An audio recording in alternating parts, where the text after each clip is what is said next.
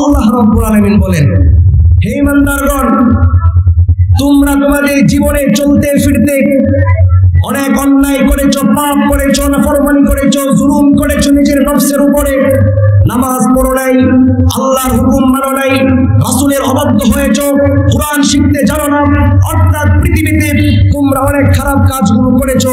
অতএব বান্দারা, তোমরা খারাপ কাজ করেছো, তাতে কোনো সমস্যা নাই। আমি আল্লাহ রাব্বুল আলামিন তোমাদেরকে ডাকলাম, তুবু ইলাল্লাহ, আল্লাহর কাছে তওবা করো। আমি আল্লাহ রাব্বুল আলামিন তোমাদের জীবনের সমস্ত গুনাহ খাতাগুলো মাফ করে দেব। আল্লাহ ছাড়া আমাদের গুনাহ মাফ করার আর কেউ আছে?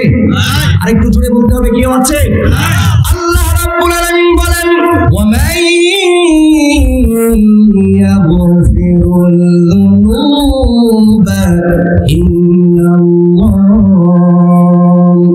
আমার ভাইরা, আল্লাহ রাব্বুল আলামিন বলেন, তামাম পৃথিবীর মানুষ জীবনে নফসের উপরে জুলুম করেছো, অন্যায় করেছো, পাপ করেছো, অপরাধ করেছো, কিন্তু কুরআনুল হাকীমের মধ্যে আমি আল্লাহ বলে দিলাম, বান্দারা শুনে নাও, জীবনে চলতে ফিরতে যত গুনাহ হবে আমি আল্লাহ রাব্বুল আলামিন ছাড়া আর কেউ ক্ষমা করতে পারবে না। কথা বলেন ঠিক কি না?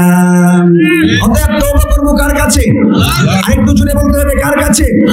এই কথা আমার না আল্লাহ।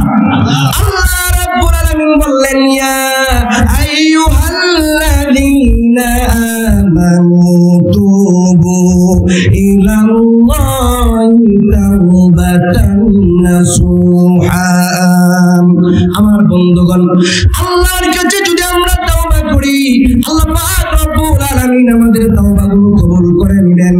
এই ব্যাপারে কালামুল্লাহ তিনি বলেন, হুয়াল্লাযী ইয়াকবালুত তাওবাতা আন ইবাদিহি ওয়া ইয়াফু আনিস সাইয়্যাত। পূর্বের আয়াতে আল্লাহ তাআলা বললেন, আল্লাহ ব্যতীত আর কেউ তওবা কবুল করতে পারবে না। অতএব যে বান্দা আল্লাহর কাছে তওবা করবে, আল্লাহ রাব্বুল আলামিন কুরআনুল হাকীমের মধ্যে ওয়াদাবদ্ধ হয়েছেন, যে বান্দা আল্লাহর কাছে তাওবাতান নাসুহা করবে, একনিষ্ঠভাবে তাওবা করবে, আল্লাহ পাক রব্বুল আলামিন তার তাওবা কবুল করে নেবেন, এতে কোনো সন্দেহ নাই। কথা বলেন ঠিক কি না? আমার বন্ধুগণ, আল্লাহ পাক রব্বুল আলামিন কালামুল্লাহ শরীফে বলেছেন, যে বান্দা আল্লাহর কাছে তাওবা করবে, সেই বান্দাকে আল্লাহ তাআলা বড় ভালোবাসেন। ইন্নাল্লাহা ইউহিব্বুত তাওয়াবিনা ওয়া ইউহিব্বুল মুতাতাহহিরিন।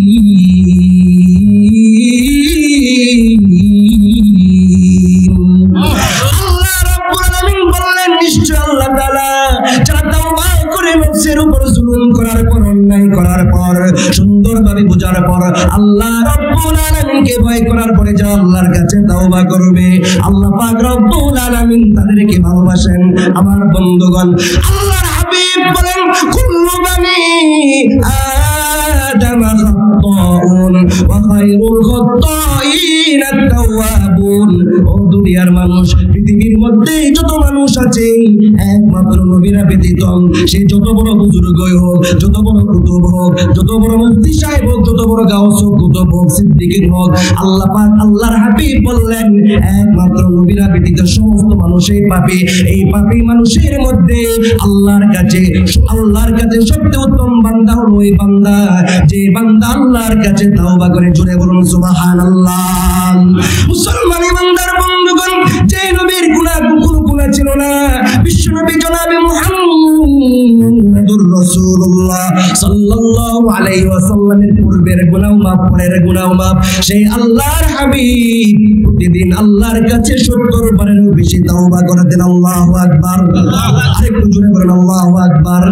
তাহলে এবার জবাব দেন, আল্লাহর হাবিব যদি প্রতিদিন 70 বারের অধিক তাওবা করেন, আমার মতো আপনার মতো সলিমুদ্দিন কুলিমুদ্দিন দিনে কয়শো বার তাওবা করা দরকার?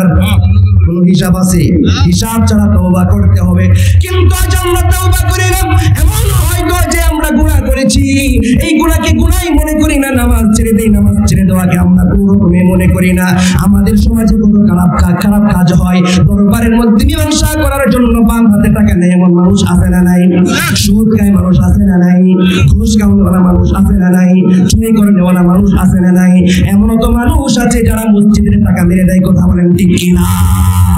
আমার মুসলমান ইমানদার বন্ধুগণ, যারা এই সমস্ত পাপ কাজগুলো করে তারা নিজেদের তারা যে পাপ কাজগুলো করছে সেটাকে পাপও মনে করে না। আল্লাহর হাবিব বলেছেন যেই বান্দা পাপকে পাপ মনে করবে না, কিয়ামত পাপকে পাপ মনে করবে না, মৃত্যুর সময় তার কপালে তওবা নসিব হবে না।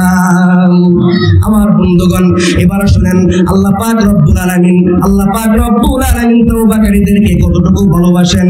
আল্লাহ রব্বুল আলামিন কুরআনুল হাকীমের মধ্যে বলে দিলেন, বান্দা তোমরা যদি সফল হতে চাও, তোমরা যদি তোমাদের জীবনকে সুন্দর করতে চাও, তোমরা যদি তোমাদের ভবিষ্যৎকে সুন্দর করতে চাও, তাহলে আমি আল্লাহ রব্বুল আলামিন কুরআনুল হাকীমের মধ্যে তোমাদেরকে একটা সবক দিলাম, ওয়াতুবু ইলাল্লাহি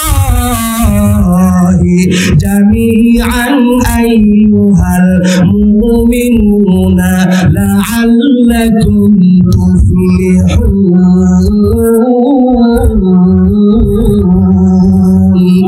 আল্লাহ রাব্বুল আলামিন বললেন, দুনিয়ার মানুষ তোমরা যদি তোমাদের জীবনকে সুন্দর করতে চাও, হে মুমিনগণ তোমরা যদি চিরন্তন সুখী হতে চাও, তাহলে আমি আল্লাহ বলে দিলাম তুবু ইলাল্লাহ, আল্লাহর কাছে তওবা করো। যদি তওবা করো তাহলে তোমরা সফল হয়ে যাবে। এবার আমি আমার আলোচনা শেষ করলাম। বন্ধুগণ আমার, যে বান্দা আল্লাহর কাছে তওবা করবে, আল্লাহ পাক রব্বুল আলামিন তার সম্পর্কে বলেন, যে বান্দা আমি আল্লাহকে একা কিভাবে স্মরণ করবে, আমি আল্লাহ তাআলা তাকে একা কিভাবে স্মরণ করব। যে বান্দা এরকম মজলিসে আমাকে স্মরণ করবে, আমি আল্লাহ রব্বুল আলামিন তাকে আরো বড় মজলিসে স্মরণ করব।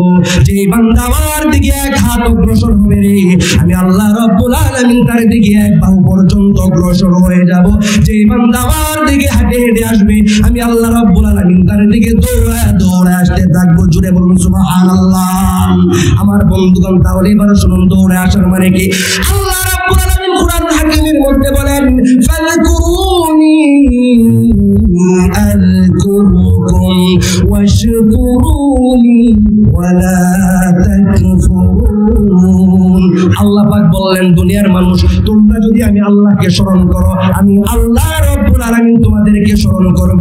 এই আয়াতের ব্যাখ্যা মানে কি? ব্যাখ্যাটা হলো, আল্লাহকে স্মরণ করার অর্থ হলো বান্দারা প্রতিদিন আল্লাহকে নামাজ পড়বে, আল্লাহর দরবারে সিজদা দিবে, আল্লাহর কদমে মাথা লুটিয়ে দিবে, এইভাবে আল্লাহকে স্মরণ করবে। আর আল্লাহ রাব্বুল আলামিন সেই বান্দার তামাম জিন্দেগীর গুনাহগুলো মাফ করে দিয়ে স্মরণ করবেন। মুসলমান ইমানদার বন্ধুগণ আমার, যেই বান্দা আল্লাহর কাছে তওবা করবে, আল্লাহ তাআলা যে বান্দার প্রতি এমন সন্তুষ্টি হবেন, যে বান্দা মরুভূমির মধ্যে হারানোর রূপে যতটুকু খুশি হয়ে বলে, আল্লাহ তুমি আমার বান্দা, আমি তোমার রব, খুশি হয়ে যেই বান্দা এতটুকু সুন্দর কথা বলে, আমি আল্লাহ রাব্বুল আলামিন ওই ব্যক্তির হারানো পাওয়ার পাই যতটুকু খুশি হয়েছে, আমি আল্লাহ রাব্বুল আলামিন আরো বেশি খুশি হয়ে যাই। জুড়ে বলুন সুবহানাল্লাহ।